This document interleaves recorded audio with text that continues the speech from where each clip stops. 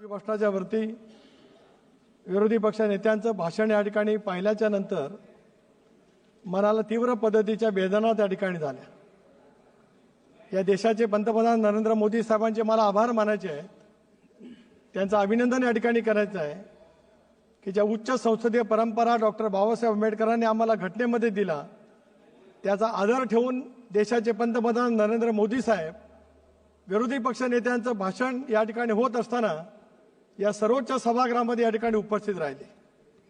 त्याबद्दल मी मोदी साहेबांचा आभार मानतोच, अभिनंदन करतोच। पण विरोधी पक्ष नेत्यांची द्वेषाची भूमिका पंतप्रधानांच्या बद्दलची कशी होती त्याचं सुद्धा दर्शन देशातल्या कोट्यावधी नागरिकांना या ठिकाणी निश्चितपणे झालं।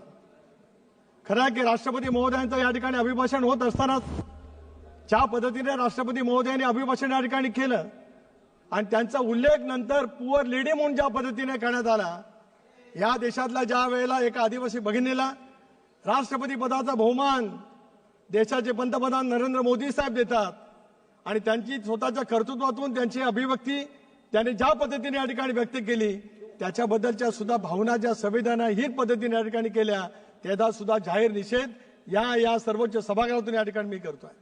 मी पाहिलं भाषण या ठिकाणी पाहिलं। आज या देशामध्ये डॉक्टर बाबासाहेब आंबेडकरांनी संविधान दिलं 1952 सालापासून सतत 3 वेळेला पंतप्रधान होण्याचा बहुमान फक्त पंडित जवाहरलाल नेहरूंना मिळाला। इंदिराजी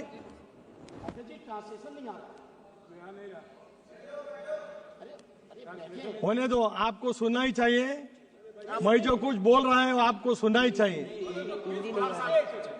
हिंदी में सुनिए, वो तो सुनेंगे न करेंगे, वो तो व्यवस्था करेंगे, वो तो व्यवस्था करने का उनका हक है, वो करेंगे। इंदिराजींना सुद्धा 3 वेळा पंतप्रधान झाल्या पण सलग पंतप्रधान होता आलं नाही। पण या देशातील 140 कोटी जनतेने नरेंद्र मोदी साहेबांच्या नेतृत्वावरती विश्वास व्यक्त करत 2014, 2019 आणि 2024ला सलग 15 वर्षे या देशाचा पंतप्रधान म्हणून काम करण्याची संधी दिली। हा नरेंद्र मोदी साहेबांच्या कर्तृत्वाचा आलेख या देशातल्या जनतेने अतिशय उत्तमपणे उंचवला। त्या निराशेतून अजूनही काँग्रेस पक्ष बाहेर आलेला नाही। आज एका वक्तव्य या ठिकाणी विरोधी पक्ष नेत्यांचं पाहिलं, या देशामध्ये संसदीय लोकशाही प्रणाली व्यवस्था दिल्यानंतर एका वेळेला लोकसभा आणि विधानसभेच्या निवडणुका एका वेळेलाच्या, 1 नेशन 1 इलेक्शन ही कल्पना संविधानामध्ये होती। पण या कल्पनेला पहिला प्रथम छेद दिला गेला। इंदिराजींच्या बद्दल प्रति आदर या ठिकाणी व्यक्त करतोय। 71 साली बांगलादेशची निर्मिती झाल्यानंतर पहिल्या प्रथम निवडणूक पूर्व झाल्या, तोपर्यंत या देशामध्ये विधानसभा आणि लोकसभा एकत्रित होत होत्या। अनेक राज्यामध्ये ज्यावेळेला बिगर काँग्रेसची सरकार आली ती सरकार बरखास्त करण्याचं पाप काँग्रेस पक्षाने त्या कालावधीमध्ये केलं आणि आज संविधानाच्या बद्दलची वेगळी भूमिका देशापुढे मांडण्याचा प्रयत्न काँग्रेस पक्षाच्या माध्यमातून त्या ठिकाणी होतोय। 71ला मुदतपूर्व विधानसभेची निवडणूक झाली, पण या देशामध्ये आणीबाणी आली। 76 सालामध्येच लोकसभेची निवडणूक व्हायला पाहिजे, 5 वर्ष या देशामध्ये घटनेने डॉक्टर बाबासाहेब आंबेडकरांनी दिली। 1 वर्षाची मुदतवाढ त्यावेळेला केंद्र सरकारला मिळाली। 77 साली लोकसभेची निवडणूक झाली आणि आणीबाणीच्या अतिरेक्यामुळेच या देशामध्ये काँग्रेस पक्ष पराभूत झाला। काय पाहिलं आपण 1980 तर होतो त्यावेळेला मी राजकारणामध्ये नव्हतो, पण जे सत्य आहे ते सत्य कधी मला नाकारता येऊ शकणार नाही। आज आपण भूमिका घेतली एनडीए बरोबर सोबत जाण्याची, ती विचारपूर्वक घेतली, कारण काँग्रेसचा इतिहास पाहिल्यानंतर आम्हाला सुद्धा वाटलं अरे काँग्रेसनी पवार साहेबांची काय हालत केली हे बघणारा ताई मी एक कार्यकर्ता आहे। त्यामुळे काँग्रेस आणि काँग्रेसच्या नीतीबद्दल आपण मला शिकवण्याची आवश्यकता आहे असं मला या ठिकाणी काय मांडता येणार नाही। मला आज या ठिकाणी जरूर सांगायचं आहे की 1980 साली या देशामध्ये चरणसिंग साहेबांचं सरकार होतं, त्याला काँग्रेस पक्षाने पाठिंबा दिला। पाठिंबा दिल्यानंतर स्वर्गीय चव्हाण साहेब त्याला देशाचे उपपंतप्रधान झाले आणि काही दिवसाच्या कालावधीच्या नंतर त्यावेळेला सरकारचा पाठिंबा काढला गेला। विचारलं गेलं इंदिराजींना का काढलं? सरकार बनवण्यासाठी आम्ही पाठिंबा दिला, सरकार चालवण्यासाठी नाही। म्हणजे 5 वर्षाचं सरकार 2.5 वर्षामध्ये लोकसभेच्या निवडणुकीला सामोरं जाण्याची घटना कोणाच्या मार्फत घडली हे सुद्धा आपल्याला कळणं अत्यंत आवश्यक आहे। 1989 सालामध्ये विश्वनाथ प्रताप सिंगांचं सरकार आलं। मंडल कमिशनच्या अंमलबजावणीच्या नंतर त्यांनी राजीनामा दिला आणि चंद्रशेखर साहेबांचं सरकार आलं, त्याला सुद्धा काँग्रेसने बाहेरून पाठिंबा दिला। बाहेरून पाठिंबा दिला, परंतु राजीव गांधींच्या घरावरती 2 पोलीस पाळत ठेवतात, 2 पोलीस पाळत ठेवतात म्हणून चंद्रशेखरांच्या सरकारचा पाठिंबा काढण्याचं पाप याच काँग्रेस पक्षांनी केलं आणि देशाला मध्यावधी निवडणुकीला सामोरं जावं लागलं. आज संविधानाच्या गप्पा तुम्ही मारतात, ज्या संविधानामध्ये 5 वर्ष या देशाची लोकसभा अखंड असं ज्या ठिकाणी म्हटलं गेलं होतं, त्या देशाला मध्यावधी निवडणुकीला सामोरं जाण्याच्यासाठी काँग्रेस पक्षाने केलेलं पाप त्या कालावधीमध्ये सुद्धा आपल्याला पाहायला मिळालं. 91 साली नरसिंहरावांचं सरकार आलं, सलग 6 वर्ष चाललं. 96, 98, 99 3 वर्षामध्ये 3 लोकसभेच्या निवडणुका झाल्या. का आणि कशामुळे झालं? या राज्यामध्ये सुद्धा महाराष्ट्रामध्ये, ज्या महाराष्ट्रातून मी अध्यक्ष महोदय येतोय, शरद पवार साहेबांचं पुलोचं सरकार होतं, इंदिरा गांधींना सरकार सत्ता मिळाली. शरद पवार साहेबांनी संजय गांधींचं नेतृत्व करण्याचं नाकारलं, म्हणून शरद पवार साहेबांचं सुद्धा सरकार बरखास्त करण्याचं काही पाप कोणी केलं? काँग्रेस पक्षाच्या सरकारने केलं. पण त्याच्याबद्दलचं आम्हाला सांगण्याचा तुम्ही त्या ठिकाणी प्रयत्न करू नका. आणि म्हणूनच संविधानाच्या बाबतीमध्ये वेगवेगळी भूमिका त्या ठिकाणी मांडली जाते. आज गरज आहे 1 नेशन 1 इलेक्शनची. ते धाडस, ते आत्मविश्वास नरेंद्र मोदी साहेबांनी त्या ठिकाणी दाखवला.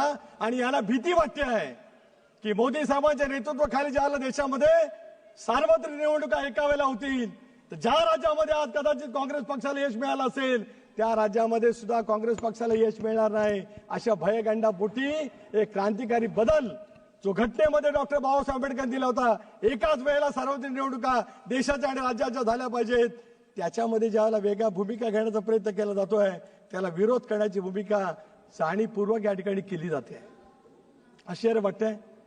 आज या ठिकाणी भाषण ऐकल्याच्या नंतर महाराष्ट्रामध्ये विधानसभेच्या निवडणुकीमधला दारुण झालेला पराभव अजूनही काँग्रेस पक्ष आणि त्यांचा मित्र पक्ष विसरलेला दिसत नाही. मी मगाशीच उठणार होतो, त्यावेळेला मी जे सांगणार होतो, लोकसभेच्या निवडणुकीमध्ये तुम्हाला महाराष्ट्रामध्ये यश मिळालं, त्यावेळेला मतदानाची वाढ, ईव्हीएम तुमच्या अजिबात लक्षात आलं नाही. या देशातील संविधान धोक्यात आलं असं खोटं नॅरेटिव्ह देशभरामध्ये प्रस्थापित करत त्या कालावधीमध्ये तुम्ही त्या सर्वांची मतं घेण्याचा प्रयत्न केलात. तुम्ही एकदा त्यावेळेला यशस्वी झालात. पण त्याच वेळेला त्या छत्रपती शिवाजी महाराजांनी हिंदवी स्वराज्याची स्थापना केली, त्या रायगडच्या ऐतिहासिक भूमीतून या 18व्या लोकसभेमध्ये सुद्धा नरेंद्र मोदी साहेबांच्या नेतृत्वाखालच्या एनडीएमध्ये मी निर्वाचित झालो. त्याचा मला अभिमान निश्चितपणे त्या ठिकाणी वाटतोय. पण आज नेमकं तेच म्हटलं जातं. महाराष्ट्रामध्ये महाविकास आघाडीचे जवळपास 10 मुख्यमंत्री तयार झाले होते. वाटलं जात होतं की महाराष्ट्रामध्ये पुन्हा त्यांची सत्ता त्या ठिकाणी येईल. परंतु त्यावेळेच्या मुख्यमंत्री महोदय एकनाथराव शिंदे असतील, देवेंद्रजी असतील, अजितदादा असतील, यांनी काही क्रांतिकारी निर्णय त्या ठिकाणी घेतले. मोदी साहेबांच्या नेतृत्वाखाली त्या ठिकाणी निर्णय घेतले आणि म्हणून महाराष्ट्राच्या विधानसभेच्या निवडणुकीमध्ये प्रचंडपैकीचं यश महायुतीला त्या ठिकाणी मिळालं. काय पाहिलं आपण? हो, मिळालं. मी उदाहरण देणार आहे. मी मतदान सांगणार आहे प्रत्येक विधानसभा मतदारसंघातलं आणि लोकसभा मतदारसंघातलं. माननीय सदस्यों से मैं कहना चाहती हूँ, काही मिक्सिंग होत नाही. माननीय सदस्य प्लीज अभी या तो अंग्रेजी में या हिंदी में बोले, क्योंकि कुछ दिक्कत है. हिंदी या English? Yeah, I can speak in English. That is not the matter. Hindi या इंग्लिश But में the way अपनी by बात which, the way by which ठीक है. the leader of opposition has insulted the people of Maharashtra mandate, that is what I decided to speak in Marathi. ठीक. महाराष्ट्रातल्या जनतेने, अभूतपूर्व जनतेने, महाराष्ट्रातल्या जनतेने, the people of the Maharashtra has given the mandate to the NDA. That is what, till the frustration of these people has not gone. So that is what LOP Mr. Rahul Gandhi has said so. So that is what I am expressing my views in my Marathi. I may be please allowed to speak in Marathi because all of Maharashtra just speaking, just looking at my speech here. का मला या ठिकाणी बोलावं लागतंय की आज या बाबतीमध्ये जे काही बोललं जात आहे, महाराष्ट्रातले शिवशाहू फुले आंबेडकरांचे महाराष्ट्र, छत्रपती शिवाजी महाराजांनी हिंदवी स्वराज्याची स्थापना केली, त्या ऐतिहासिक रायगडच्या किल्ल्याला भेट देण्यासाठी नरेंद्र मोदी साहेब 2दा आले. परंतु या देशामधल्या त्यावेळच्या पंतप्रधानाला कधी येण्याची वेळ मिळाली नाही. तो छत्रपती शिवाजी महाराजांचा अपमान होता का सन्मान होता, त्याचा सुद्धा महाराष्ट्रातल्या जनतेने त्या ठिकाणी विचार करण्याची आवश्यकता नक्कीच त्या ठिकाणी आहे. इथं सांगितलं गेलं की हिमाचल प्रदेशची सगळी मतं महाराष्ट्रामध्ये आणली गेली. अध्यक्ष महोदय, मी रायगड लोकसभा मतदारसंघातून निर्वाचित झालो. मी ज्यावेळेला 2019 मध्ये निर्वाचित झालो, त्याला मी MA मध्ये होतो, 32,000 आलो. यावेळेला मी इंडियामधून उभा राहिलो, मी 82,000च्या मताधिक्याने निवडून आलो. 50,000 मतं माझी वाढली. नाही ताई, नका चिंता करू. इथं सांगितलं गेलं मतं वाढली. हिमाचल प्रदेशची मतं त्या ठिकाणी घेतली गेली. माननीय जैसे सदस्य, कि आपने प्लीज बताया माननीय यहाँ पे, सदस्य, थोड़ी तकनीकी कारण खराबी के कारण आप यहाँ हिंदी या इंग्लिश? मैं मिसाल देना चाहता हूँ. I just wanted to give an example from Raigad parliamentary constituency. You see my constituency Raigad belongs of Raigad district, Pen, Alibag, Shivardhan and Mahad, 4 assembly constituencies in my Raigad parliamentary constituencies, and neighboring Dapoli and Guwahati. I just wanted to quote the figure of the voters. Total voters in my parliamentary constituency, say Pen, 3,01,427. In Alibag, 2,93,832. Shivardhan, where my daughter, she got elected, there was the voting in my parliament election, 2,59,822, and the Mahad, 2,81,721. In assembly election, here Rahul Gandhi ji said so. आ गया? Can you hear in Marathi? मराठीमध्ये मी एवढ्यासाठी त्या ठिकाणी सांगतोय. हिंदी और English में बोले, अभी तकनीकी खराबी है. In Pen assembly constituency, in parliament, in assembly election, the voting is 3,07,900. 6,000 votes were increased. That too because of election commission had given a special drive to increase the votes for those who are 18 years completed. So that is what only 5,000 votes increase in assembly constituency. My daughter, where from Mr. A.R. Antule, happened to be the chief minister of the Maharashtra. He was the founder when Indiraji had formed Indian National Congress. He was general secretary that time. And at the end of his political career, who has done what I know for that. So I don't want to say anything about that. In her constituency, the voting is 2,65,286. 6,000 votes were increased. In Maharashtra assembly election, Maharashtra की निर्मिति 1960 में हो गई. स्वर्गीय चौहान साहब ने मंगल कलश Shivaji park के ऐतिहासिक मैदान में वहां पे लेके गए थे. 62 से लेकर अभी तक 62, 67, 72, 78, 80, 84, 80, 90, 95, 99, 204, 209, 2014. I have got the time of the BJP. 2019. काय बंद न करो. एक माननीय सदस्य प्लीज काय थोड़ा काळजी सा. नका करू. माननीय सदस्य एक मिनट. 20. माननीय सदस्यों, मेरे पास एक लंबी सूची है, अतः सभा की सहमति हो तो सभा की कार्रवाई 10 बजे तक के लिए बढ़ा दी जाए. जी जी माननीय सदस्य please. Since 62, though Congress was the single largest party in the state, sometimes the alliance never got such a glorious victory, such a substantial figure in the Maharashtra. This time, NDA, 238 in the history of the Maharashtra, first time the people of the Maharashtra has given such a glorious mandate for us. Rahul Ji Gandhi, his party, maybe his allies party, still in a dilemma. They can't digest that this kind of the result will be there. So that is why they are allocating election commission, EVM machine. When they won with the same EVM machine, that was the mandate of the people. And when they lost miserably, then they said it is an EVM game. This is हे baseless आहे. काँग्रेसचे काय? काँग्रेसची मोठं बोलवलं तरी आम्ही स्वतःच्या ताकदीवर मोठे झालो. आम्ही आमच्या स्वतःच्या ताकदीवर मोठं झालो. आम्ही आमच्या पक्षाला त्या ठिकाणी मोठं केलं. तुम्ही मला शिकवण्याचा प्रयत्न करू नका.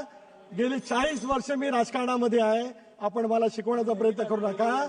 आज पंतप्रधान नरेंद्र मोदी साहेबांना सांगितलं की माझ्याकडे नजर द्या. या जगातल्या महासत्ता अमेरिका असेल, वेगवेगळे राष्ट्र असतील, त्या राष्ट्राध्यक्षांना सुद्धा मोदी साहेब भेटल्याच्या नंतर त्यांच्या समोर नजरेने ताट मानाने उभं राहणार आमचं देश जगातलं नेतृत्व ते यांच्याकडे बघण्यासाठी कशाला थांबतील, कशाला काय. पण स्वतःची आत्मप्रौढी इतकी मोठी असते की समोरच्या नेतृत्वाला कमी करण्याच्या दृष्टिकोनातून वाक्यप्रयोग त्या ठिकाणी करत असतात. आज काय पाहिलं आपण, मी मगाशी बघितलं विरोधी पक्ष नेत्यांचं भाषण की आदिवासी नाही, शेड्यूल ट्राईब नाही, शेड्यूल कास्ट नाहीत, ओबीसी नाहीत. स्वतः पंतप्रधान महोदय ओबीसी आहेत. मी अशा ऍक्यूट मायनॉरिटी मधला आहे, ओबीसी मधला आहे. आज मला या गोष्टीचा अभिमान वाटतोय. राष्ट्रवादी काँग्रेस पक्षाचा एकमेव खासदार असताना सुद्धा पेट्रोलियम अँड नॅशनल गॅस कमिटीचा आम्हाला अध्यक्ष अमितभाई शहानी केला. ही भारतीय जनता पक्षाची नीती विरोधी पक्षाशी कशी वागण्याची आहे याचं एक उत्तम उदाहरण त्या ठिकाणी आहे. आणि याच काँग्रेस पक्षाने त्यांच्या मित्र पक्षाची कशी वाटचाल लावली त्याचा साक्षीदार गेल्या 40 वर्षाचं राजकारणात मी या ठिकाणी आहे. आणि म्हणूनच मला या ठिकाणी नम्रपणे सांगायचं आहे की टीका टिप्पणी करण्यापेक्षा देशाला गतिमान करण्याचा प्रयत्न आज ज्या पद्धतीने होतो आहे त्याच्याबद्दलच्या भावना त्या ठिकाणी व्यक्त केल्या पाहिजेत. होय, आज आपण गुजरातला प्रकल्प गेले म्हणून बोलतात. याच महाराष्ट्राला मोदी साहेबांनी 3 लाख कोटी रुपयाची गुंतवणूक असणारा रिफायनरी दिली. त्या रिफायनरीचा विरोध कोणी केला? की रिफायनरी जर का आज महाराष्ट्रामध्ये आली असती 10 लाख तरुणांना नोकऱ्या त्या ठिकाणी तरुणांना नोकरी त्या ठिकाणी मिळाली असती. पण ते नाकारण्याचं पाप ज्यांनी केलं त्याला महाराष्ट्रातल्या जनतेने त्या ठिकाणी नाकारलेलं आहे. मला एवढंच सांगायचं आहे, राष्ट्रवादी काँग्रेस पक्षाच्या वतीने राष्ट्रपती महोदयांचं मी अभिनंदन करतो. पंतप्रधान महोदयांचं सुद्धा अतिशय मनापासून अभिनंदन करतो. आणि जगातली तिसरी अर्थव्यवस्था बनण्याचं स्वप्न ज्या पद्धतीने ते पाहत आहेत, राष्ट्रपती महोदयांच्या अभिभाषणातून या प्रत्येक कृतीचं गेल्या 10 वर्षामध्ये झालेला विकासाचा प्रचंड आलेख, यापूर्वी न झालेला विकास, खेड्यापाड्यापर्यंत पसरलेला प्रचंड पायाभूत सुविधा याच्या माध्यमातून या देशाचं स्थान गौरवशाली पद्धतीने जगाच्या पाठीवर जे उंचावलेलं आहे ते न पटलेले विरोधक यापैकी जी टीका टिप्पणी करतायत. तरी सुद्धा याच वाटेवर आम्ही सगळेजण जाणार आहोत.